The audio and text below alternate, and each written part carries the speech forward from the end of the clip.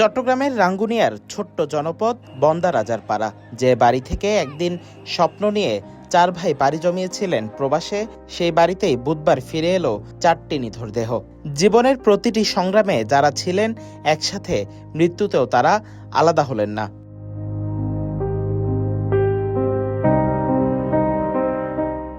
একই জানাজা, একই কবরস্থান, একই সারিতে চিরনিদ্রায় শায়িত হলেন চার সহোদর। ওমানে মর্মান্তিকভাবে নিহত রাশেদুল ইসলাম, শাহিদুল ইসলাম, সিরাজুল ইসলাম ও শহীদুল ইসলামের জানাজা অনুষ্ঠিত হয় আজ বুধবার সকাল 11টায়। জানাজা শেষে তাদের দাফন করা হয় নিজ গ্রামের বন্দারাজারপাড়া কবরস্থানে। ভোর থেকেই পুরো এলাকায় নেমে আসে শোকের ছায়া। দুটি ফ্রিজার অ্যাম্বুলেন্স করে যখন চার ভাইয়ের মরদেহ গ্রামের বাড়িতে পৌঁছায়, তখন কান্নায় ভেঙে পড়েন স্বজনরা। একসাথে চারটি কফিন দেখে নির্বাক হয়ে যান এলাকাবাসীও।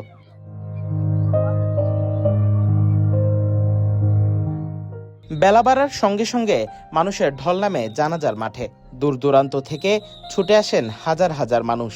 কারো হাতে দোয়া, কারো চোখে অশ্রু, শেষবারের মতো চার ভাইকে এক নজর দেখতে। পাশাপাশি রাখা চারটি কফিন ঘিরে সৃষ্টি হয় হৃদয় বিদারক দৃশ্য। স্বজনদের আহাজারিতে ভারী হয়ে ওঠে পুরো পরিবেশ। উপস্থিত অনেকেই চোখের পানি ধরে রাখতে পারেননি। সবচেয়ে আবেগঘন মুহূর্ত তৈরি হয় জানাজার সময়। চার ভাইয়ের সামনে দাঁড়িয়ে ইমামতি করেন তাদের জীবিত একমাত্র ভাই মাওলানা মোহাম্মদ এনাম। এক ভাইয়ের কণ্ঠে চার ভাইয়ের জানাজা। এই দৃশ্য উপস্থিত মানুষকে গভীরভাবে নাড়িয়ে দেয়।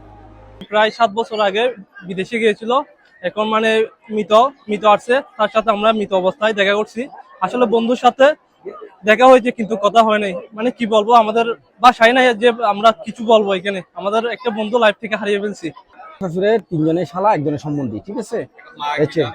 মা এখন জানে, দুজনের কথা বলা হয়েছে, সেই সুবাদে আমরা দুজনকে দেখাবো, বাকি দুজনকে আবার ওই দুজনকে বেরকে আবার দুজনকে দেখাবো, এই হচ্ছে কথা, ঠিক আছে। আমি খুব দুঃখিত, আমার ভাই, এরা চার ভাই, আমার ভাই না, আপন ভাই, মায়ের ভাই না হইলে ভাই, আমি ভাইয়ের মর্যাদা দিয়ে আমি এখানে এক মুহূর্তে দেখতে পাচ্ছি সান্ত্বনা দেওয়ার জন্য। মর্মান্তিক এই মুহূর্তের আরেকটি হৃদয় বিদারক অধ্যায় ছিল মা ফরিদা বেগমকে ঘিরে। সকাল পর্যন্ত তিনি জানতেন না চার সন্তানের মৃত্যুর পুরো খবর। প্রথমে তাকে একজন, পরে 2 জনের মৃত্যুর কথা জানানো হয়। পরে জানাজার প্রায় 1 ঘন্টা আগে মরদেহগুলো বাড়িতে পৌঁছালে তাকে সন্তানের কফিনের সামনে নিয়ে আসা হয়। সেই মুহূর্তে মায়ের বুক ফাটা আহাজারিতে স্তব্ধ হয়ে যায় পুরো এলাকা।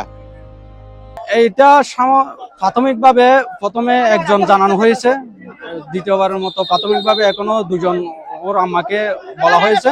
যেহেতু চারটা একসাথে 4 সন্তান চলে যাওয়াতে ও সুখটা মেনে নিতে পারবে না বলে আমরা 4 জন সন্তান মারা গেছে সেটা বলি নাই। তো দেখি ইনশাল্লাহ ও একটু দেরিতে হলেও জানানো যাবে। যেহেতু একটু ওর মার জন্য এখনো আমরা ডাক্তার উপস্থিত রেখেছি এবং গাড়িও উপস্থিত রেখেছি, যেন ও ভেঙে না পড়ে। ওর একটা ভাই আছে, ও এনামও একটু এখন দুর্বলের দিকে। এই 4 জন ভাইয়ের ইন্তেকালে এলাকায় শোক নেমে এসেছে।